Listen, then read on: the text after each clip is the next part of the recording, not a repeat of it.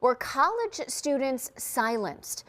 Or is a university operating in its best interests? A controversy is brewing at Cleveland State over a radio station. Stephen Hernandez found the saga is now heading into a courtroom.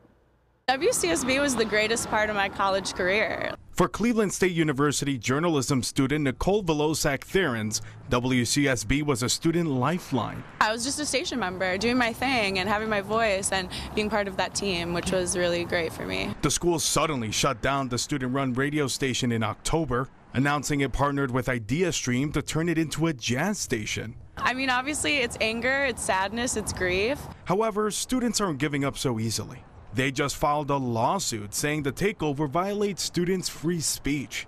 The lawsuit alleges school president Bloomberg made the announcement without notifying WCSB's team, going on to say, quote, no one could use WCSB's airwaves to criticize her again.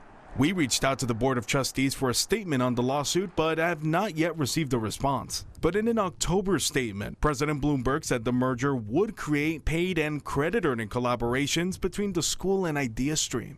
The fight over control of the station has also turned into a conversation of the fight for student voices. When voices like WCSB or organizations like WCSB get taken away with a moment's notice, how is any organization of alternative voice or alternative information supposed to feel secure in our position here on campus, right? As this case plays out in court, one thing is clear.